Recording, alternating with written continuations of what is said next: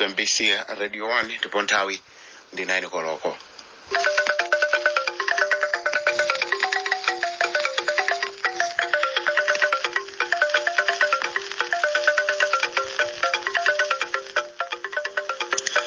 Nazi nkhani za maboma owerenga Matilda Nkandawire koma poyamba nayi mitu yake. Mnyamata wina kwa chikowi mboma la Zomba amuthamangitsa kubanja kamba ka umbombo. Mikoko yogona kwa mfumu Sakambewa mboma la Dowa yapukusa mitu ndi zomwe akuchita mwamuna wina. Ndipo mtsikana wina kwa mfumu Samala mboma la Balaka walephera John chifukwa chosagwira mtima.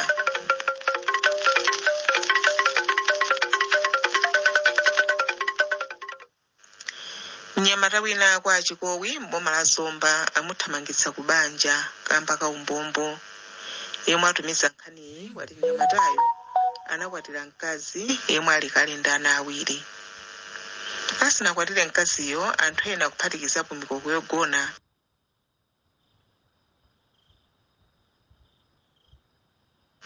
inamulangiza za mavuto omwe amadza kamba kufuna kuthandiza ana owapeza. Ndipo iye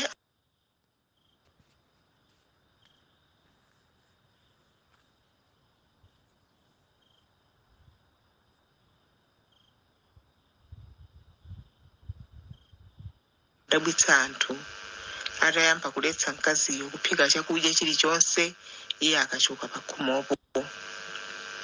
Ngakhale mkaziyo wakhala kukumbutsa mwamunayo za lonjezo lake, izi sizinaphulika anthu.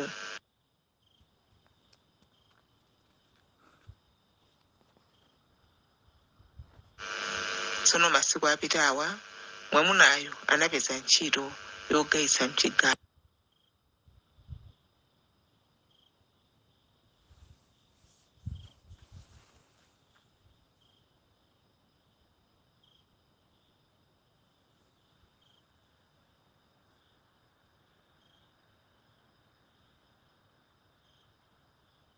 Kunchitoko ndipo nsima amadzadyera limodzi madzulo. Mkazi wakeyo ataona kuti aphana ndi njala wangumulandula kuti achoke pa khomopo kutanthauza kutha kwa banja. Mikoko yogona kwa mfumu Sakambewa mboma la Dowa yapukusa mitu ndi zomwe akuchita mwamuna wina pobwererana ndi mkazi yemwe asiyana naye banja koposa maulendo 10. Yemwe atutumizira nkhaniyi wati mwamunayo anamanga banja ndi mkaziyo ndipo zonse zimayenda bwino. Chifukwa chosakhutira ndi zomwe amamuchitira, mkaziyo anayamba kuzemberana ndi mwamuna wina ndipo pachifukwachi banjalo linatha.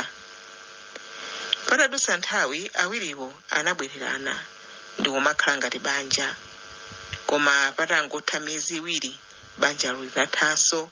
Ankhoswe asakudziwa chilichonse.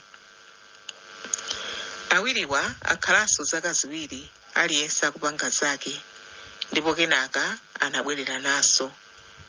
Ndiyetu apa chinakhala ngati chizolowezi chomangosiyana nkumabwerera naso banjalo potengeranso kuti ankhoswe anazituluka chifukwa chosawalabadira.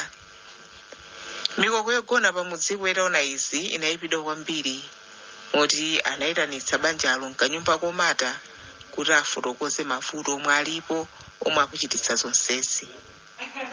Zikuoneka kuti mayiyo anadyetsa mwamuna wake kundayime yemwe akumulepheretsa kupanga chiganizo chenicheni pa za banja lakero. Pakadali pano mikoko yogonayo yachenjeza banjalo kuti akangosiyanaso kwatiwo asadzayerekeze kubwerera naso ali pamudzi pompo kamba kuti zomwe akuchitazo zikuchititsa manyazi mudzi wonse. Mukumvera nkhani za mabomazi kuchokera kuno ku MBC Radio 1. Mtsikana wina kwa mfumu Samala boma la Balaka walephera John chifukwa chosagwira mtima. Nkhani kuti mnyamata wina nderalo anamuchimwitsa mtsikanayo koma anavomera mimbayo ndipo anagwirizana kuti adzamukwatira. Tsono kamba kakuvuta kwa zinthu mnyamatayo anaganiza zopita akayi m'dziko la South Africa kukazisaka ndipo anamutsimikizira namwaliyo kuti azimutumizira thandizo, ndipo akadzabwera kuno kumudzi adzachititsa chinkhoswe kutengana onse kumapita ku Joniko. Ulendowo unathekadi ndipo mnyamatayo amachita chilungamo poyimba foni pafupi komanso kutumiza zinthu zosiyanasiyana za mkaziyo ndi mwana. Ndiye poti mtima wa anzako ndi tsidya lina, mtsikanayo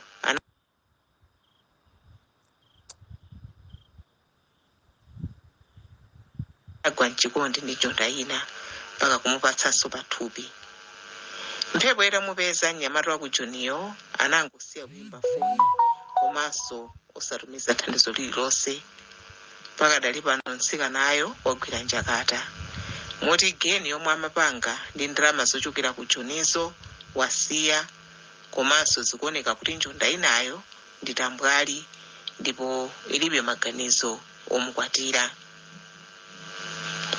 Tili m'boma lomwelo la Balaka, mayi wina wapasula banja la mwana wake chifukwa cha dyera. Nkhani kuti mwana wa mkazi wa mayiyo anali pa banja lolozeka ndi mwamuna wina ndipo anamumangira nyumba pamudzipo. Koma vuto linali loti mpongoziyo anali wouma manja ndipo samamasuka pa chikamwinipo. Izi sizimasangalatsa apongozi akewo, ndipo mkamwiniyo ataona kuti sakukhala bwino pamudzipo anakafuna malo awo okha ndi mkazi wake kumapanga ulimi kumeneko. Apatu mayiyo sanayimve koma kutsatira komweko kukamusambwaza mpongozi wakeyo kuti wamuthawitsira mwana. Izi zinakwitsa kwambiri mwamunayo ndipo analephera kugwira mtima mpaka kuyamba kuamenya apongozi akewo. Izi zinadzetsa chisokonezo m'banja la mwana wakeyo kamba kuti amamudzudzula mwamuna wakeyo kuti analakwitsa kuamenya apongozi akewo. Mkangano unakula mpaka mayiyo anachoka ku banjako kubwerera kwa mayi yake.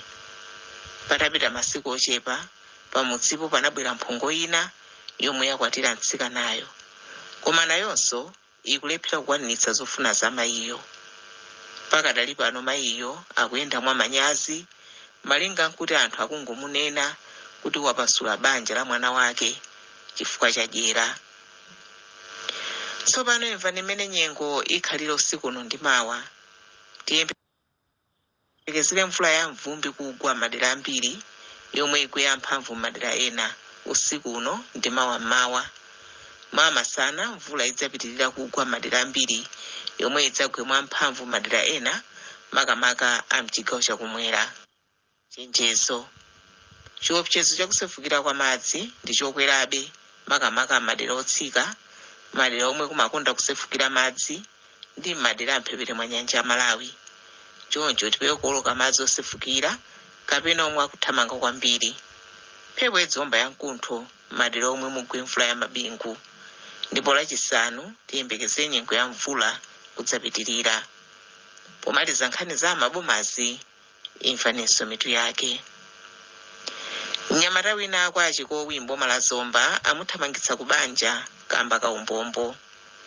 Mikoko yogona kwa mfumu Sakambewa m'boma la Dowa yapukusa mitu ndi zomwe akuchita mwamuna wina pobwererana ndi mkazi yemwe asiyana naye banja oposa maulendo 10. Ndipo mtsikana wina kwa mfumu Samala m'boma la Balaka walephera Joni chifukwa chosagwira mtima.